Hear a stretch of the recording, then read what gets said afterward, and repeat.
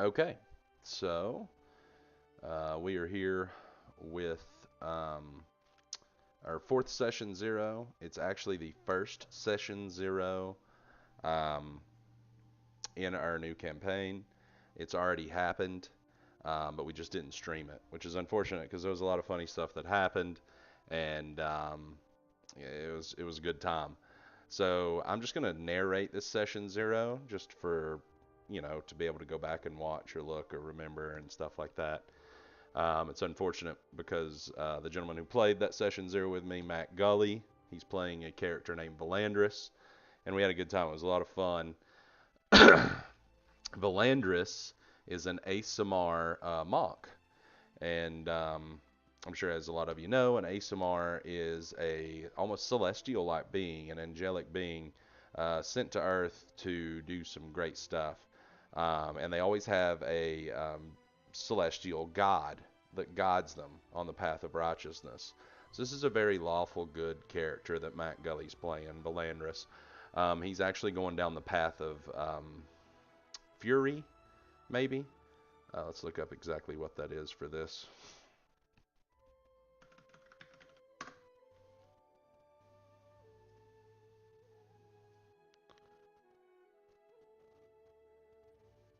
Scourge. So a Scourge Aasimar, they are like the righteous fury um, Aasimar. And many Scourge Aasimar wear masks to block out the world and contain the power, and they unmask themselves only in battle. So that's why you can see that Valandras, his portrait, of course, has the mask. Um, he was living at the top of the Sunset Mountains on the southern side as a monk. Um, it's a peaceful mountaintop in the southern Sunset Mountains. He has all the amenities he requires. A peaceful stream fills the basin on the cliffside. Sun rises and shines on the mountaintop shrine. It's dedicated to Taldriel, his guardian angel, if you will. He's got paper and ink so he can paint because he loves to paint the scenery and the surroundings. A dedicated little training area, a small garden growing flavored fruits and vegetables. It's serene and peaceful on this gorgeous mountain, the Sunset Mountains.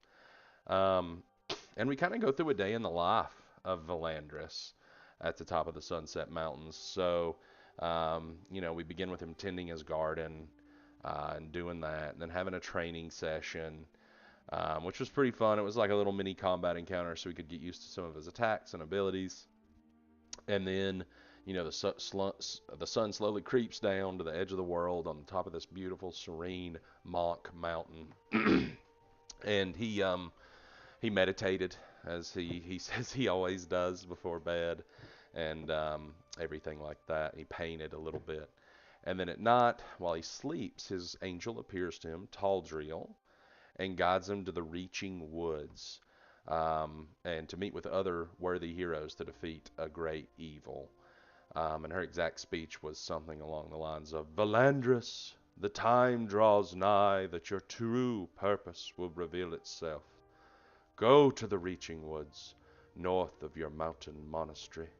Once there, seek the panther, the brute, and the one who you least expect. A great shadow draws nigh, and a band of heroes will need the help of the Celestials if they want to have any hope in victory. Lend them your strength for honor, valor, and glory.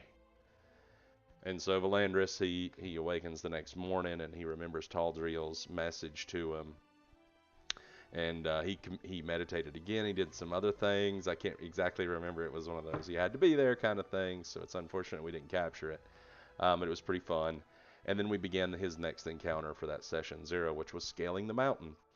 And so to start with, he did have to journey down the mountain. He had to climb down to the path, which was an athletics check, which he succeeded at. And then he had to dodge a rock fall, and then he had to make a choice about either, because the bridge was knocked out in the rock fall, about either trying to jump across or shimmying along the side. And I can't remember exactly which one he did. But he was successful in it. I don't remember which choice he made. And then he had once he got to the bottom of the Sunset Mountains down here, he had a 3 day journey to reach the Reaching Woods. Um, and then he went through the Reaching Woods. And after about a day, nearly an entire day in the woods, he hears a chanting in the woods. And it's almost like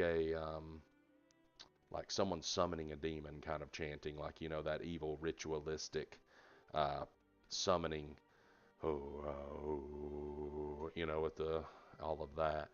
And he follows the sound through the woods, of course, and he's very stealthy about it. A lot of rolls, a lot of this, a lot of that, a lot of checking out. And he sees an old rundown shack, and he hears the chanting coming from within, and it's getting it's getting louder, and now he's hearing these groans and moans of pain. So he's a little worried about that. Excuse me for just a second while I find the map. Right here it is. And so, of course, Valandras, we'll drag him back down here, zoom out just a little bit. This Serene celestial monk, and he's, I believe he's an expert with the spear. Is his chosen weapon. He's going to eventually go this monk route, where he is his weapon is a part of him almost. And so, he's training up on that mountaintop with his spear. It adds a lot to it. And so he is going spear, and then of course the monks get their unarmed attack. So it's like spear, kick, all this cool, awesome, beautiful flowing motion. And so he comes out of the woods up to the cabin, and he's hearing the chanting and the moans of pain now. And as soon as he set foot inside or nearabouts, silence. Couldn't hear a cricket, can't hear anything. And so he's exploring this area. He kind of leaps in, he goes around. It was a lot of fun going through this little house with him. And he goes on up the stairs, and then he enters the room and he sees the treasure chest. He sees the dead bodies here. I think he did a little bit of looking on that. And oh, and he painted a summary of his vision. I definitely want to throw that out there. And his meditation schedule as well. He meditates before bed 10 to 15 minutes, sometimes 2 hours, he said. So, and then there's his painting. He described it.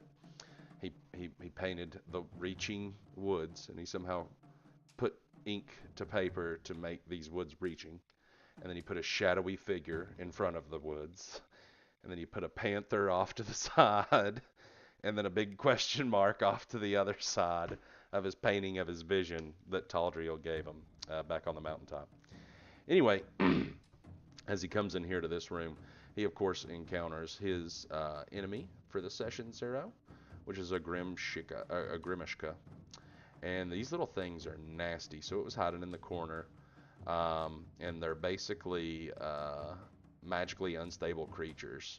They love spell books, anything like that. Mages, they love them. They hate them. They love to hate them. And they're cunning. They can imitate the sounds of things. So of course that was what was imitating everything. And they had a little combat in here, him and the Grimishka. And it was a fun little one. He did all of his moves, spear, kicks, killed the Grimishka. And he searched the chest and found a healing potion, an old tattered spell book, which obviously belonged to one of these two, which would have been a wizard that the Grimishka had killed and lured in there. And his magical item for the session, which is an immovable rod. And so it was pretty simple testing this rod out. He figured out what it did almost immediately. It's about 5 feet long rod, and or 3 foot long rod, and at the base of the hilt or at the top there's a button, and you can press it, and that causes the rod to be immovable, whether it's in the middle of the air, off to the side, whatever. It just, you couldn't pull it from the air where it was immovable. And so he gained that, and he left out, went back into the Reaching Woods, and that's when the fog set in. And in the distance here you heard the sounds of screaming and crying children, which of course he went to investigate. And that's how his session 0 ended. Unfortunately, I couldn't record it. It was a lot of fun. But we've got one more to go after this, which will be Tess Mock. Her player will be, she'll be playing Erin, which is a cute little furbog druid on a little mystical Fern Gully-like quest, which is exciting. So we have 5 totally different characters here, and seeing how they all interact together is going to be a lot of fun. So Tess will be a little bit later tonight. We'll stream hers, and that will be it.